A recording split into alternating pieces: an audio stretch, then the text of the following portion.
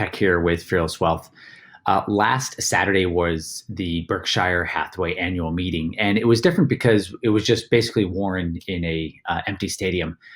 I found actually, I found it interesting that it was done in the stadium. Maybe just a hat tip towards how empty and how different things are right now. Like they did not have to have it in a stadium. In fact, everyone could have just been in their own offices in their house, and someone could have easily just connected everyone together with Zoom. But I think it was a statement, right, to have it in the 17,000 person stadium completely empty. So I want to talk a little bit about what Warren talked about and just how special it is to have someone like him. I mean, he's 89 years old. His business partner is 96 years old. I don't think there's anyone on the planet who knows more just about the markets and what they've done over the last 80 years. I mean, I don't know when he first got interested in it, in the markets when he was a teenager, but there's no one who has lived through more than him. People may have studied more, but he actually lived it, breathed it. And the fact that he's typically the second to fourth most richest person on the planet also says that he kind of figured a lot of things out. So I want to talk about a few things he talked about because I think it's important. I think we can take some stuff away from that. So the first is I was surprised he bought Airlines. And Berkshire Hathaway's $420 billion, but I'm just going to round it down to $400 billion for easy math. He basically put 2% of the market cap in Airlines, but spent way more time than 2% talking about airlines. He bought them, bought the four largest airlines in the United States, and he sold them at a loss. And so let me go over and let's just look at that price chart right here. So he bought basically this price chart. Now, United Airlines and Delta Airlines and Southwest and whatever the other one is, I'm forgetting, they all kind of look the same, which is bad. But he bought them. And then he sold them into weakness, not into strength, did not own them, I believe, that long. And so that was definitely a changed behavior.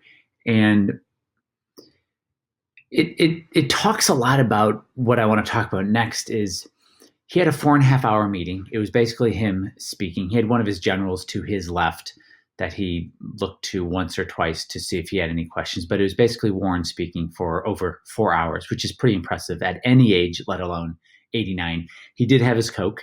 And I love the fact that this guy skips to work. He loves his life. He's not going on the keto diet or the South Beach diet or the whatever diet. Like he just keeps living because he loves what he does. But he had his Coke on the table there. So he spent probably an hour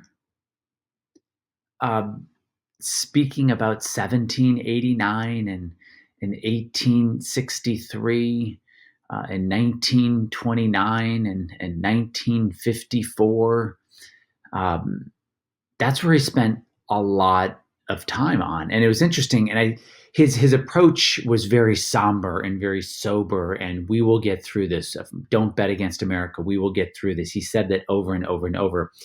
But just the fact that he was in an empty stadium and Charlie wasn't there and he wasn't even piped in through Zoom. He just was absent. And he talked about things that happened, 100 years ago, 150 years ago, 200 years ago. Was, I mean, interesting. And my take from it was, we're probably not at the end of this. We're probably at the beginning of this. And their company is, like I said before, $420 billion market cap. A third of their market cap is cash. They have $137 billion in cash. So that's a third of the market cap, which is pretty darn impressive that he's got that much. No one's calling him to borrow money. He's not going out, backing up the truck. He's just holding tight, got rid of Airlines, as you see, on the screen here. And the story's really not there. The Airlines, that was just a distraction, but interesting how much that was a distraction, right? It was, Airlines could have gone to zero. He had, $7 billion invested in it on a $400 billion market cap. It didn't matter, but it was a distraction.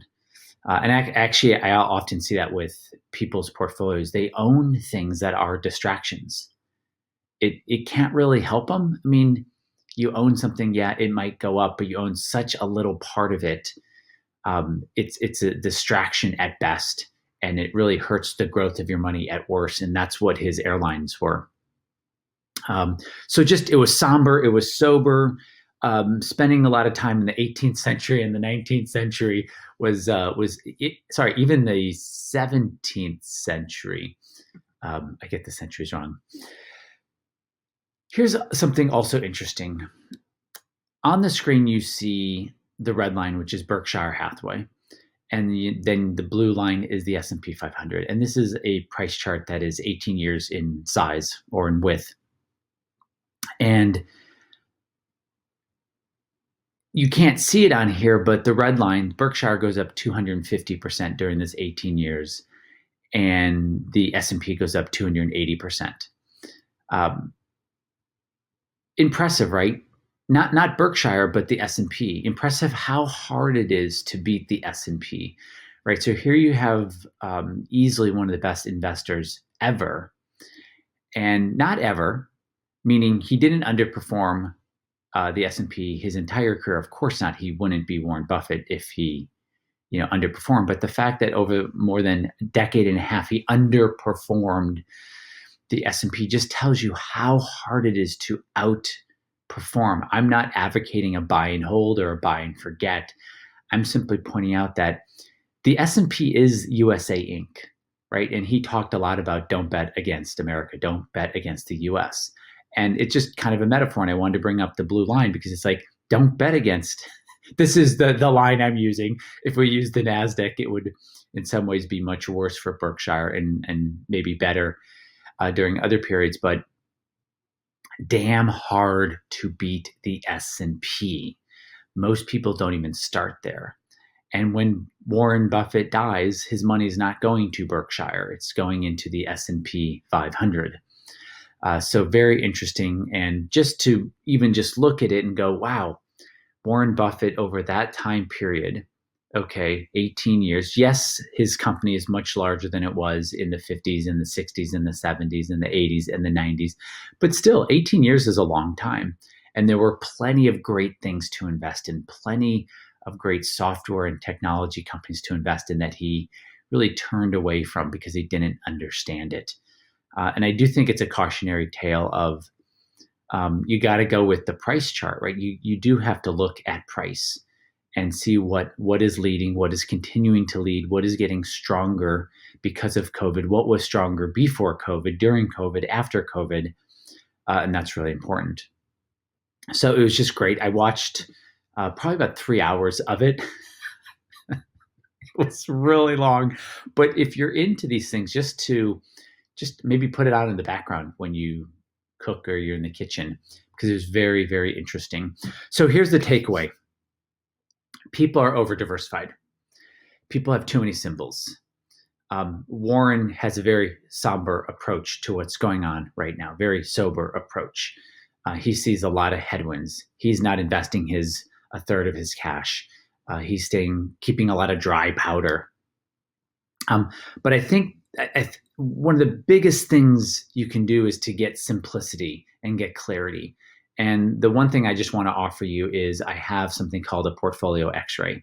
It's a conversation where we speak on the phone, and for 45 minutes we talk about your symbols in your portfolio and what you have. And I point out to you and I show you which ones are hurting you and why they're hurting you, and which ones are helping you and why they're helping you. And often when I look at a portfolio, it could be anywhere between 15 diversified ETFs to 55 or even 100 symbols.